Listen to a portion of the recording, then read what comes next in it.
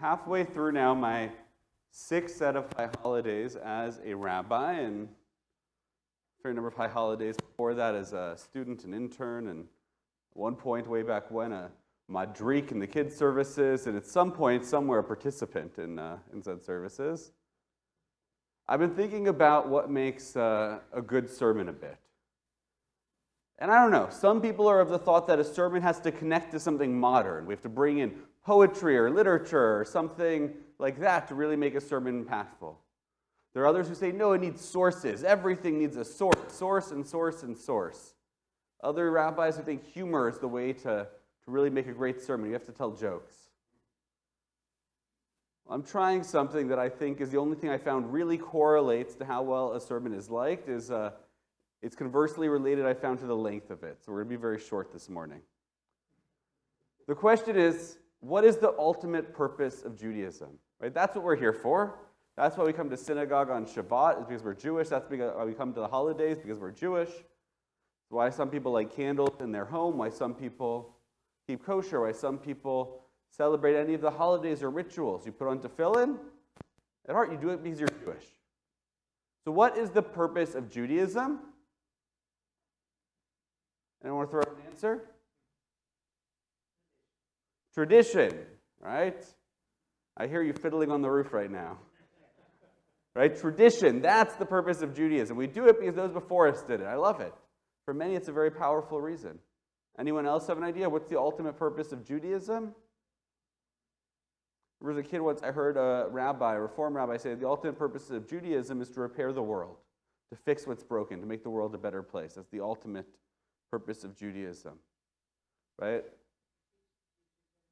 To teach the future, right? Judaism is about guiding the future, right? Creating a vision. I love that. That's beautiful. I want to share with you the answer given by the Sfat Emet. Sfat Emet, Rabbi Yehuda Alter of Ger, was a Hasidic rabbi in the early or the late 1800s. His book published of his sermons, the Sfat Emet, literally the mouth of truth would be what it translates to. Words of truth. It was written and published in the turn of the 20th century, the early 1900s.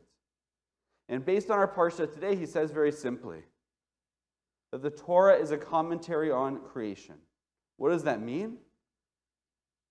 For him, it's that the ultimate purpose of the Jewish religion is understanding what's behind creation, what's behind the natural world. A very Hasidic teaching is that God is everywhere and in everything, and that our purpose is to reveal God in the world, to reveal holiness in the world.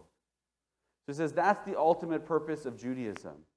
So when we partake in these traditions have been passed down for the generations, it's to make the holiness and the sacredness in the world be revealed.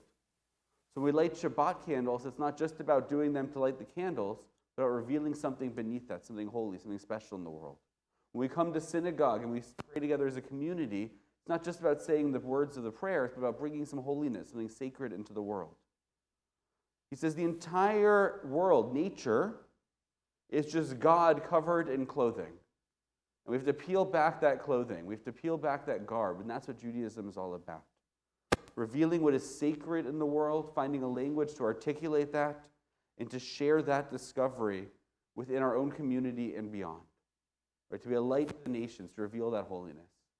So we prepare ourselves for Yom Kippur, for a day of introspection, a day of prayer, a day of staying together as a community, a day of connecting ourselves with the past, with the traditions of the passed down through generations, and a day of looking forward to the future of what year we want, a vision of what we want to build. Suggests that we keep this in mind. How can we make the world a holier place? How can we peel back some of that monotony, some of the mundaneness, and bring out the sacred in this year? Shabbat Shalom.